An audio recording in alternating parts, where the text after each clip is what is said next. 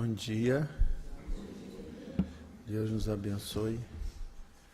Haverá um dia em que nós vamos verificar o presente que nós estamos recebendo de estarmos aqui encarnados e o presente especial que estamos recebendo no dia de hoje, né? Em que a nossa casa está, a gente pode fazer uma comparação. O Rio está em festa, né? Tivemos as Olimpíadas, uma cobertura mundial, uma rede de proteção, toda uma estrutura que foi montada para dar suporte às Olimpíadas. E o que nós teremos depois de amanhã? O nosso chocolate. Na mesma intensidade, uma rede de proteção espiritual para o grande trabalho de socorro aos corações encarnados e desencarnados. Então nós, mesmo que a gente não perceba ainda, né, estamos recebendo, hoje particularmente, nós que estamos aqui na casa, um grande presente, né, desse contato direto com esses benfeitores amigos, na organização desse enorme trabalho de socorro e de assistência espiritual. Bom, o tema de hoje do Evangelho segundo o Espiritismo está no capítulo 17, Sede Perfeitos, no item 4, os bons espíritas. Bom, os bons espíritas. Primeira coisa que a gente reflete é quais são as duas correntes de pensamento que existem. A corrente de pensamento materialista e a corrente de pensamento espiritualista. Bom, ou as pessoas acreditam que além do corpo físico nada existe, ou as pessoas acreditam que além do corpo físico algo existe. Bom, acreditar que quando o corpo morre alguma coisa permanece, nos coloca na condição de espiritualistas. Mas existe uma diferença entre o espiritualista e o espírita. A maioria de todas as religiões são espiritualistas, porque acreditam na imortalidade da alma. Mas nós, espíritas, para que a gente possa se considerar espírita, não basta apenas acreditar na imortalidade da alma. Então, nós acreditamos, primeiro, na existência de Deus, né? Depois acreditamos, sim, na existência da alma, na sua anterioridade e na sua imortalidade, assim como na sua individualidade. É exatamente essa individualidade que traz para nós a consequência e a responsabilidade dos nossos atos. Por quê? Se a gente, mesmo quando o corpo morre, se a gente continua vivo, mas se a gente, quando fica vivo, não assume as responsabilidades daquilo que a gente fez, então isso sugere para a gente que a gente pode viver do jeito que a gente quiser, não é? Que não vai ter consequência, ou se tiver uma consequência, essa consequência vai ser distribuída para todo mundo, não vai ficar só na nossa conta. A doutrina espírita também nos esclarece sobre a pluralidade dos mundos habitados, sobre a comunicabilidade entre os espíritos e a reencarnação. Então, à medida que a gente vai se aproximando dessas informações e a gente começa no esforço a vivenciá-las, a gente pode ir se considerando espírita? A gente pode ir se considerando espírita, né? Bom, aí existe uma outra coisa muito interessante. O espírita é aquele que acredita nisso apenas? Ou aquele que faz um esforço para colocar isso tudo em prática através do estudo dos postulados espíritas? Onde é que se estuda doutrina espírita? Ah, Maurício, eu estudo em casa. Aí eu estudo na casa da minha vizinha. Eu estudo no grupo. Não. Doutrina espírita estuda-se nas obras espíritas. Nas obras que foram codificadas por Kardec, que são chamadas do Pentateuco kardeciano, que é o Livro dos Espíritos, o Evangelho, o Céu e o Inferno, a Gênese e o Livro dos Médiuns. Essas são as obras basilares da doutrina espírita, onde traz para a gente a informação fiel, segura, acerca do Espiritismo. Todas as outras obras são complementares. Aquelas que nós estudamos, sim, que os espíritos encarnados ou desencarnados escreveram sobre o assunto, emitindo as suas opiniões pessoais. As suas opiniões pessoais podem ir de encontro à doutrina espírita ou não. E aí, depois que a gente se torna espírita, o Evangelho de hoje nos convida a ser bom espírita. Olha só. Aí a gente, né, quando ouve essa expressão pela primeira vez, fala assim, mas eu sou uma pessoa boa. Não é? A gente acredita que é uma pessoa boa. Porque o mundo ensinou para a gente que a gente é bom. Porque a gente cuida da nossa casa, a gente cuida da nossa família, a gente trabalha, a gente paga as nossas contas. Então, o mundo ensinou para a gente que a gente é bom. Só que a doutrina espírita apresenta para a gente, foi até o item anterior a esse, né, que é o homem de bem.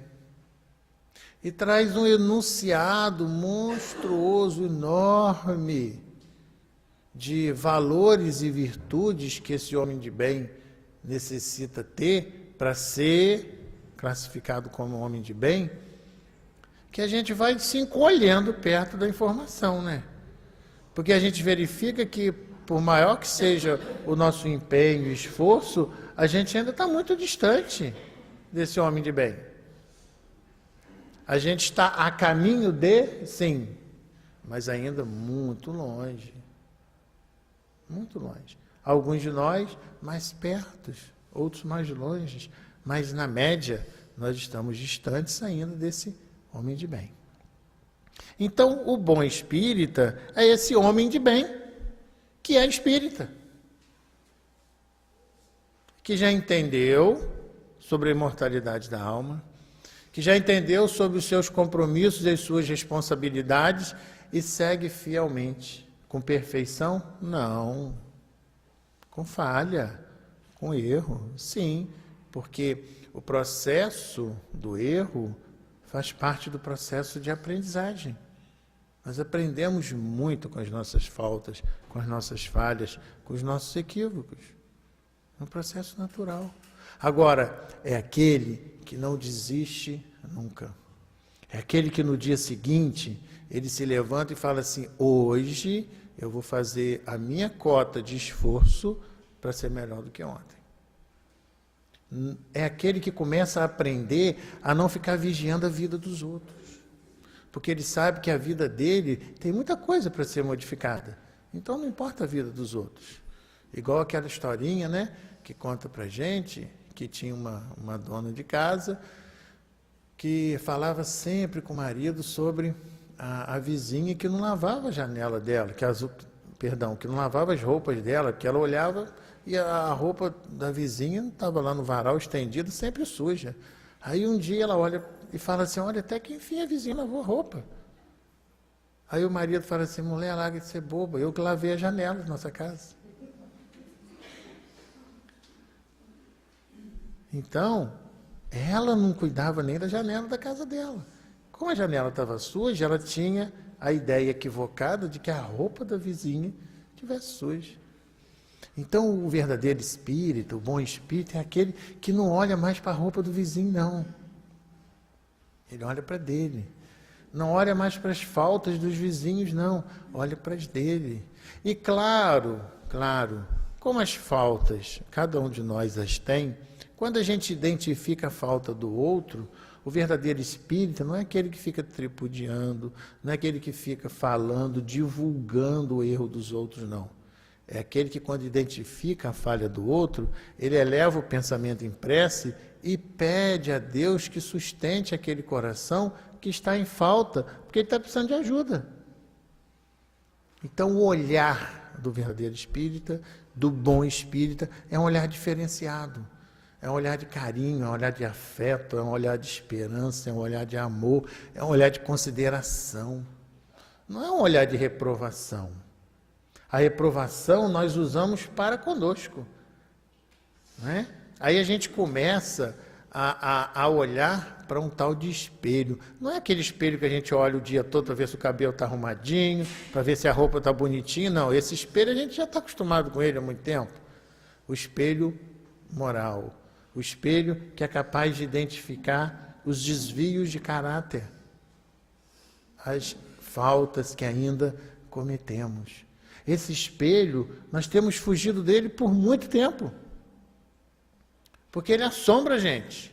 Porque quando a gente olha, se depara com quem a gente é, e que a gente descobre que não é aquele modelo de perfeição que a gente achava ser, a gente tem, assim, um certo receio. Mas aí o tempo vai mostrando para a gente que não adianta fugir de quem a gente é. E também não adianta se envergonhar de quem a gente é. A gente tem um trabalho árduo para fazer, que é um trabalho de reconstrução. Um trabalho de religação com o Pai. E, muito curiosamente, né? Muito amigavelmente, muito amorosamente, Antônio de Aquino traz esse presente para a gente. Quando ele ensina a gente o que a gente tem que fazer para ser um bom espírito. Então, olha o roteiro que ele traz para a gente. Fé. Fé. Fé em Deus e fé em Jesus.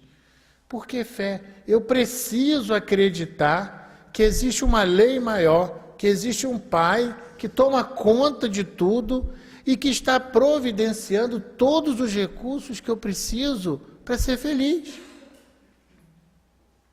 A lei não é uma lei de castigo nem de punição, é uma lei de amor puro. É uma lei que traz todos os elementos e instrumentos para que eu possa despertar e, ao entendê-la, ao compreendê-la, ao estudá-la e ao praticá-la, eu me sinta feliz e livre. Aí ele continua dizendo para a gente, além da fé, a determinação. A determinação de que eu consigo, eu posso superar qualquer dificuldade. Durante muito e muito tempo, nós entregamos nas mãos dos outros a solução dos nossos problemas. Durante muito e muito tempo, a gente ficou esperando o milagre de Deus para solucionar todas as nossas crises e todos os nossos problemas. E a gente hoje está aprendendo, né, que a solução de qualquer problema está nas nossas mãos. Qualquer um deles. Não está na mão de ninguém. Nem na mão de Deus, porque Deus não criou problema nenhum. Ele não tem que solucionar nada. Mas, em função da lei de amor, ele nos oferece os instrumentos de que a gente necessita. Mas nós temos todos os recursos para solucionar qualquer problema. Então, essa determinação, o espírito e o espírita determinado, não é aquele que consegue resolver tudo, não. Ele, às vezes, tem que lutar com situações que não dependem dele. Ele, às vezes, tem que administrar situações, entre aspas, momentaneamente insolúveis. Momentaneamente, sim. Sim, porque a solução dos problemas é uma questão de percepção. Certa vez, um familiar procurou Divaldo sobre uma mãe que estava numa situação muito difícil, internada, estava próxima ao desencarne e na aflição ela procura Divaldo. Divaldo, me ajuda, pelo amor de Deus, minha mãe está lá numa situação difícil, numa enfermidade muito grande, próximo da morte, o que eu faço? Aí Divaldo não tinha o que responder, olhou para Joana, Joana virou para ele e falou assim, pode falar para ela que ela vai ficar curada. Aí Divaldo, todo aliviado, falou assim, olha, fica tranquila, sua mãe vai ficar curada.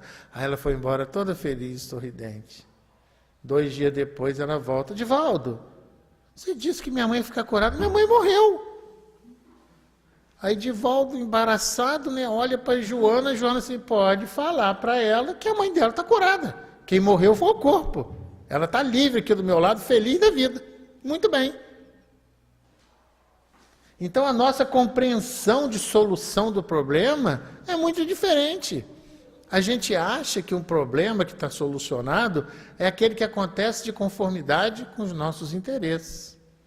Mas olha, uma pessoa com a idade avançada, com uma enfermidade enorme, será que só para poder a gente não ficar com muito mais saudade dela, ela tem que continuar viva ali, com aquele corpo que ela não consegue nem movimentar, presa naquele corpo, com as dificuldades todas? Se ela não precisa mais, se ela precisar, tudo bem, mas se ela não precisar mais?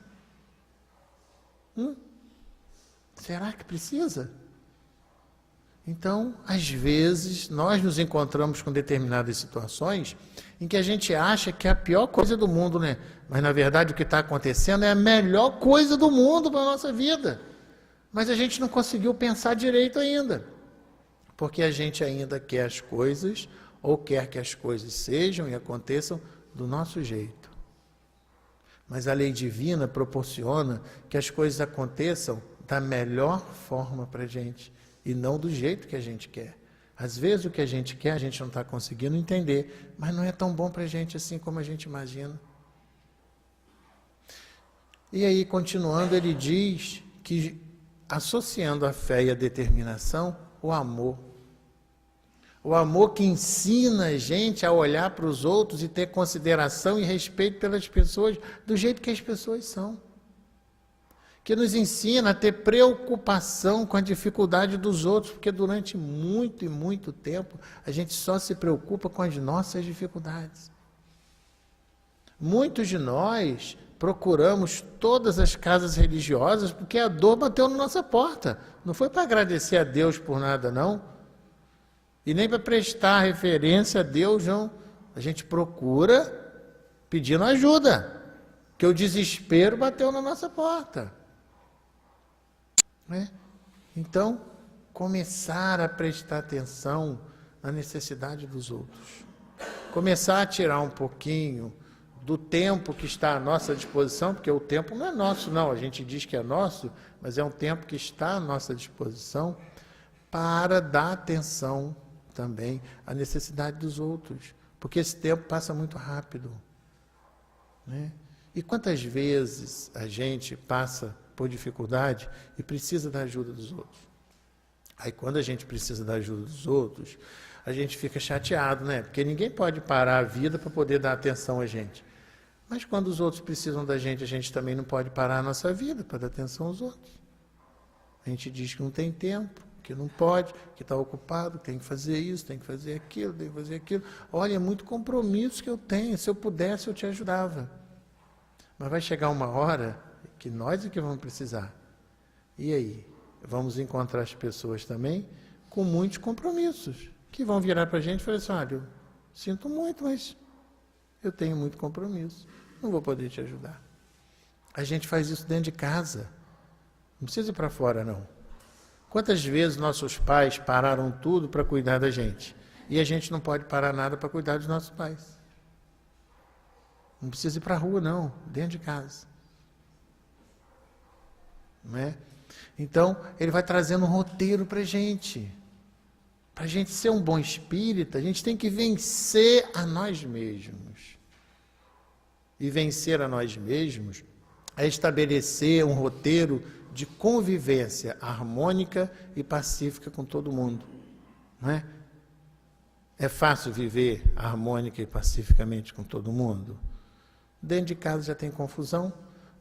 Se morar numa casa, 2 pessoas, apenas marido e mulher, não precisa ter filho não, só marido e mulher, são 2 pessoas, 2 individualidades, cada um com uma cabeça, cada um veio de uma formação familiar completamente diferente. Durante algum tempo dá tudo certo, né? Na época do namoro é uma maravilha, no noivado é uma maravilha, quando inicia o casamento é uma bênção, depois aí começam os problemas, né? Aí a gente fala assim, se eu soubesse disso antes, por isso que Deus não deixa ele saber nada antes, porque se soubesse antes, ninguém casava com ninguém. Aí você, não, vai lá, vai fechando os olhos, vai fechando os olhos, deixa que na hora certa você vai saber como é que são as coisas, né? E aí a gente vai, por quê? Porque é um exercício para que a gente aprenda a viver com as diferenças. Desenvolver o respeito, o afeto sincero, o amor, mesmo por aquele que pensa diferente da gente, que tem opinião diferente, que tem vivência diferente. Se isso dentro de casa já é complicado, imaginemos isso com os outros, em sociedade. Então, o bom espírito é aquele que aprende a viver com todo mundo sem magoar nem ofender ninguém. Difícil, né? Difícil. Difícil porque a gente é muito intempestivo. A gente fala assim, eu sou sincero mesmo. Pronto, já magoei o outro. Aí depois a gente volta, você sabe como eu sou, né? Eu não estou falando de maldade não, mas pronto, aí já deu aquele recado mal criado que a gente queria dar. Então até educar esse ser, né? Esse ser violento e agressivo que mora dentro da gente, até domesticar, né? Até fazer com que esse general vire um soldado raso, que os espíritos dizem que nós somos esses... A gente, quando estuda a história, né, vê esses grandes comandantes de guerra, somos nós, que liderávamos um monte de gente, que mandava só os outros fazer coisa feia, né? Mandava e queria ser obedecido. Quantas vezes hoje no dia a dia a gente ainda é aquele que faz questão de ser obedecido pelos outros?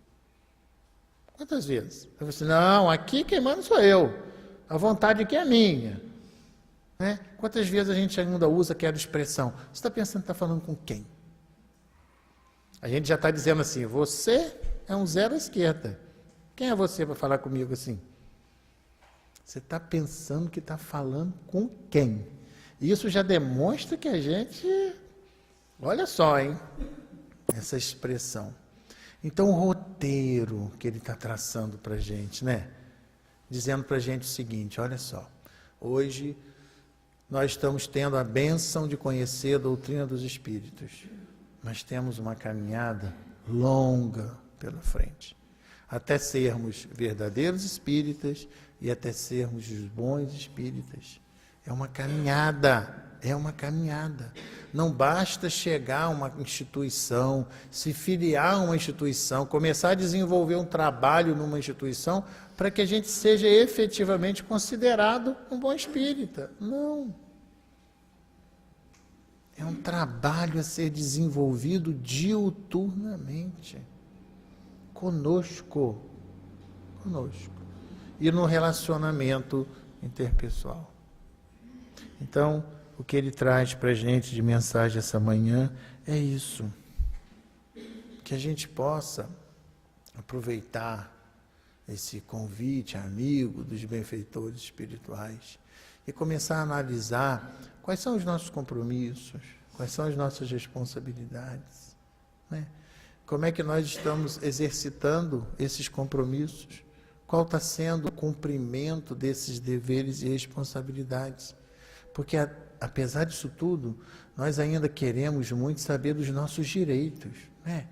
Hoje em dia tudo é isso. E os meus direitos? Mas qual direito? Direito é uma conquista que vem de um dever bem cumprido. Se a gente não cumpre dever nenhum, que direito a gente quer ter? Então que a gente possa analisar, refletir e agradecer muito a Deus e ter a certeza, né, de manter essa chama dessa fé Porque o Pai está fazendo tudo por nós. Os benfeitores e amigos espirituais estão fazendo tudo por nós. Se alguma coisa ainda está faltando, é a nossa parte, que não está sendo bem feita. Só isso. Que Deus nos abençoe.